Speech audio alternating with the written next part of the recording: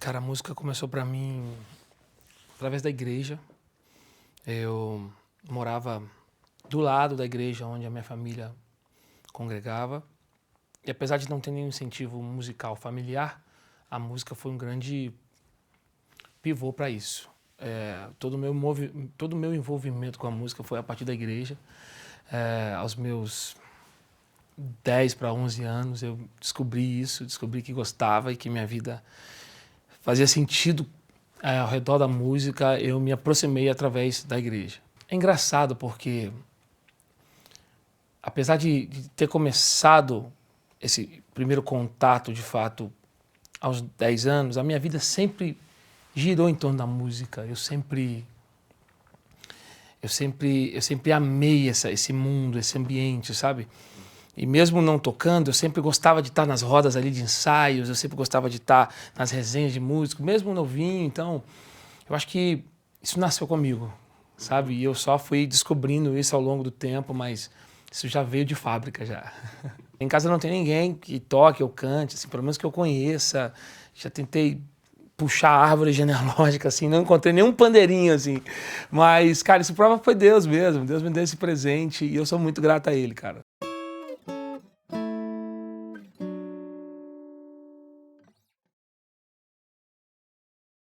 Cara, a música significa muita coisa. Mas a música mudou minha vida, né, cara? A música mudou minha vida. A música me fez. É lógico que Deus, através da música, Deus usou a música para mudar todo o meu mindset, mudar completamente os meus relacionamentos. Me fez sentar em mesas que eu nunca imaginei sentar. A música mudou a minha vida. Então, música significa a vida. Música significa a minha vida, significa a minha forma, meu maior canal hoje de comunicação com as pessoas, com o próprio Deus. A música é uma via mesmo direta assim, de contato, de comunicação. E é uma via de mão dupla, né, cara? Você pensa que só quem faz música dá alguma coisa. Não, quando a gente faz música, a gente também recebe, né? Fazer música é dar e receber.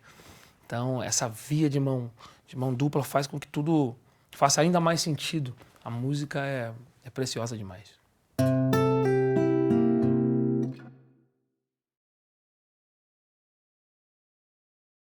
Eu não me acostumei com isso ainda. Confesso que ainda é sempre uma novidade, assim, ver, às vezes, orações que saem de um momento de devocional, de um momento de íntimo, assim, entre eu e Deus, ver essa oração, às vezes, atingindo tantas outras pessoas, sabe? Isso faz com que tudo valha a pena de verdade. Faz com que tudo tenha ainda mais sentido, porque, cara, a mensagem que a gente carrega é muito maior do que um mensageiro, né? A mensagem é maior do que o mensageiro. Então, poder levar algo muito maior através da nossa arte é um privilégio. A gente leva não só música, não só acordes, a gente não leva simplesmente sons, a gente leva uma mensagem. E isso é muito maior, né? A mensagem é maior do que o mensageiro.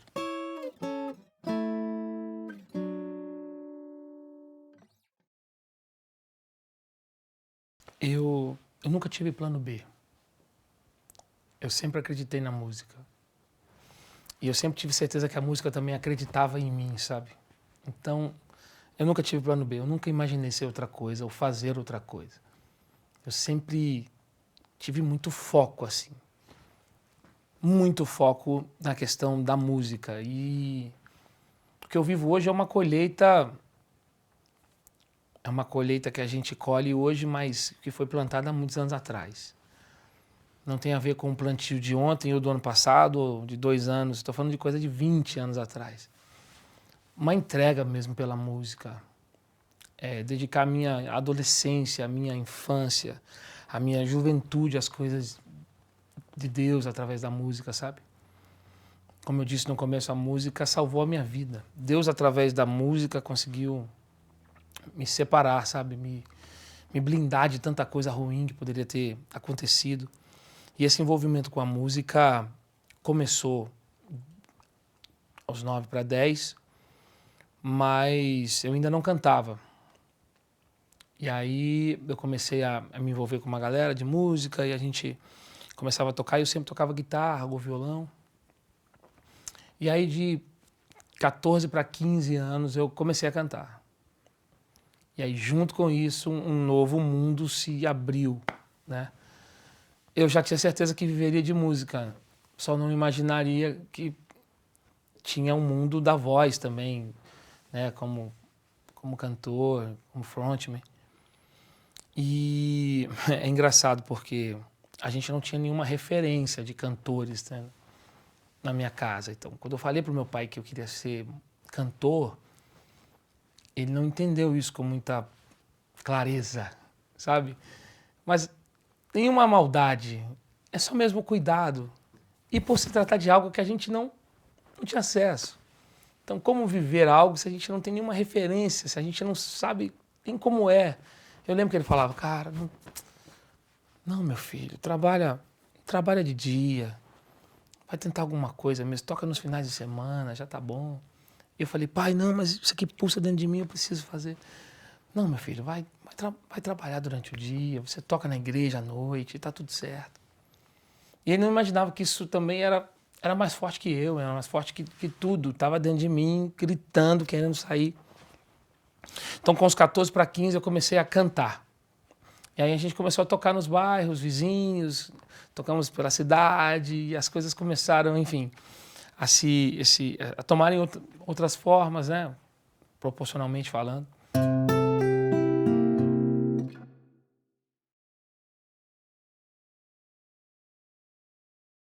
Em 2008, eu participei de um concurso. Eu ainda trabalhava como office boy num escritório. E uma amiga minha fez a minha inscrição, sem me falar, para um concurso de show de calouros, né, que estava rolando em Belo Horizonte, numa TV local. Chamava Choveiro.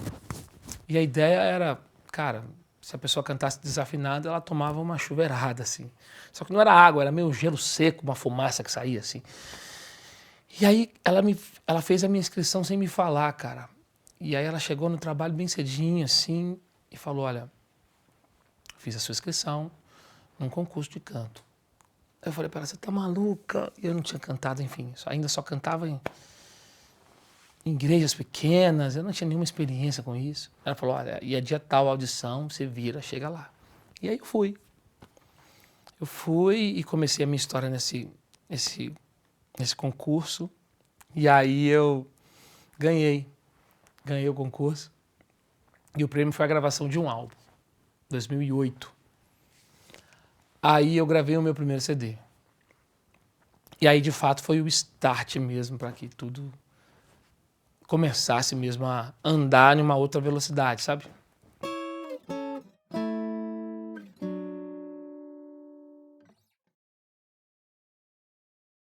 A gente não tem uma fórmula, nem para compor, nem para produzir, sabe? Quando eu produzo outras pessoas, talvez aí eu tenha já um protocolozinho que a gente sempre segue, mas quando se trata dos meus próprios sons, a gente tem uma dinâmica bem maluca, assim. Então pode acontecer de todas as maneiras. O processo da composição mesmo, ele começa de qualquer jeito, cara. Dentro do avião, na estrada, dirigindo, no banheiro, tomando banho, jantando, às vezes numa paisagem, às vezes numa dificuldade, às vezes num momento difícil que a gente está atravessando. Tudo isso corre o risco de se transformar em uma música. Às vezes uma mensagem, uma frase que eu ouço, algo que eu leio assim, às vezes no outdoor, isso pode ser um fator já para iniciar ali um processo, sabe?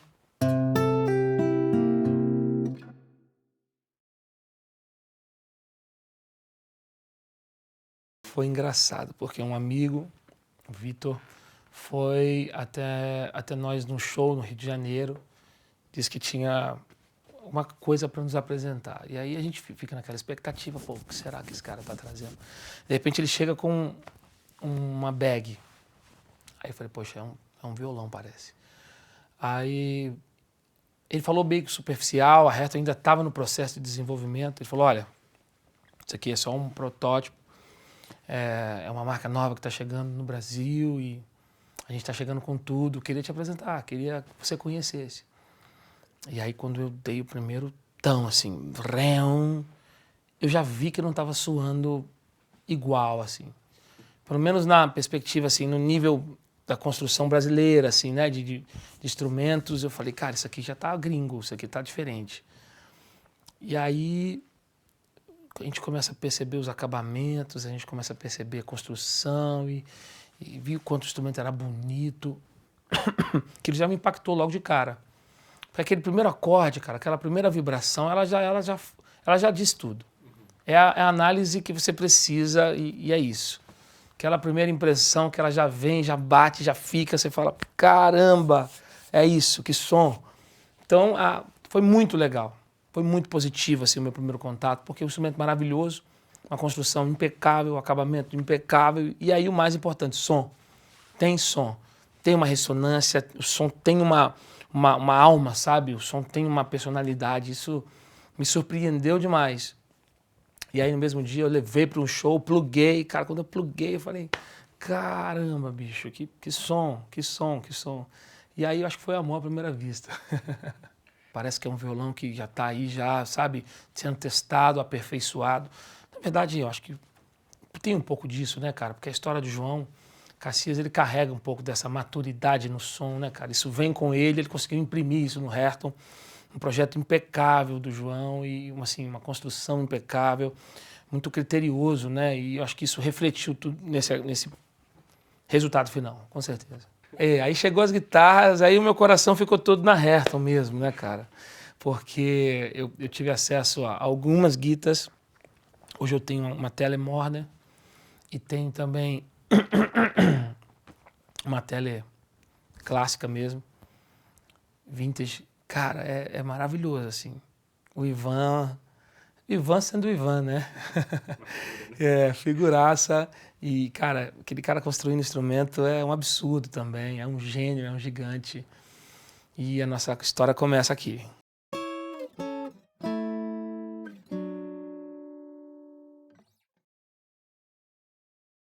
Cara, você ter um instrumento faz toda a diferença, porque o instrumento é a extensão do nosso corpo, né, cara? Então, a partir do momento que você está com um bom instrumento na mão, um instrumento que responde bem, um instrumento que tem uma identidade, ele coopera para a sua construção, né? Porque uma nota que você dá, ela é a mesma nota, mas ela não soa da mesma maneira em todos os instrumentos. Então, quando você está com o instrumento alinhado, um instrumento que você gosta, cara, o carinho de tocar, a forma como ele te responde, sabe? Aquele retorno mesmo, aquele som ali do ambiente, entre você e o violão, isso é maravilhoso, isso é muito inspirador. Então, eu fiz, sei lá, eu acho que eu já devo ter feito umas 20 músicas já, depois da minha história, depois de começar essa história de amor com a Hairton. E a coisa flui com muito mais facilidade, sabe? Você olha, e é engraçado, porque eu consegui encaixar cada instrumento para um ambiente específico, assim, de som, sabe? Eu tenho um violão que é para a estrada, que é o OM, é um violão que eu acho compacto, eu acho um violão flat, para a estrada é maravilhoso, é muito confortável. Eu tenho um violão para gravações, que é o J45, já é um violão mais pesado, é um violão que tem mais corpo, né?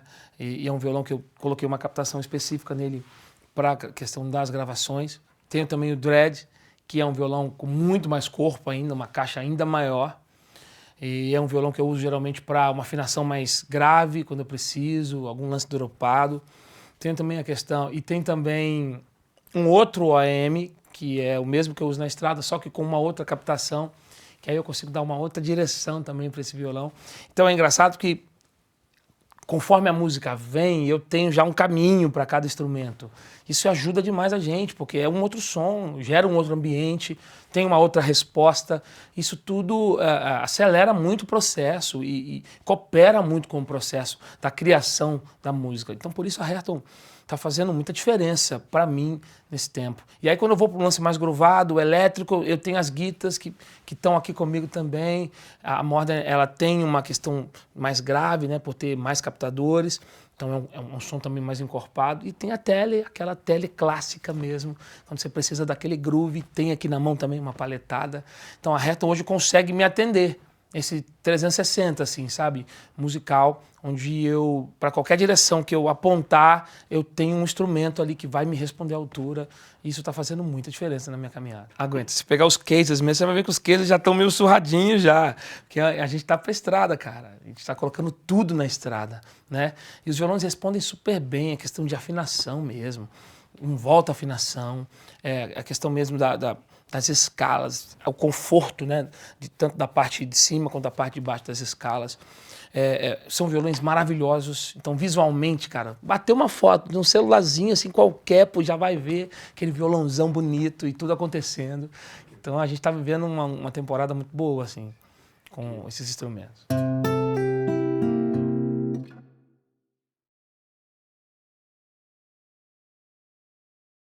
Cara, eu quero que as minhas músicas apresentem Cristo. E aí, quando a pessoa ter esse encontro, Cristo vai se revelar a ela da forma que ela precisa. Meu objetivo é só levar Jesus através das músicas. E quando a pessoa ter acesso a esse Jesus, ele vai se revelar a ela da forma dele, né? Ele vai se revelar a ela de uma maneira que ela vai entender. Então, nosso objetivo, por mais complexo que pareça, é simples. A gente só quer levar Jesus através do nosso som, cara. É só levar Deus através da nossa música. A música é um veículo que sempre está carregado de alguma coisa. Então eu não desperdiço a minha música, sabe? A gente não desperdiça a nossa música porque eu acredito que a música é uma ferramenta para levar Jesus para pessoas, para levar Jesus para ambientes, para levar Jesus para famílias, para lugares onde ele precisa estar. Então esse é o nosso objetivo maior. E levar essa mensagem tão poderosa que muda a vida de tanta gente, que mudou a minha vida e muda a minha vida todos os dias, né? O nosso objetivo é fazer com que isso se torne acessível a todos. Talvez uma pessoa que tem dificuldade de entrar numa igreja evangélica, às vezes nunca vai parar para ouvir alguém de paletó e gravata, mas através de um playzinho ali, num streaming, numa plataforma, ela vai ter acesso a algo tão poderoso, sabe? Nosso objetivo é esse, meu irmão. É apresentar Jesus através da nossa arte.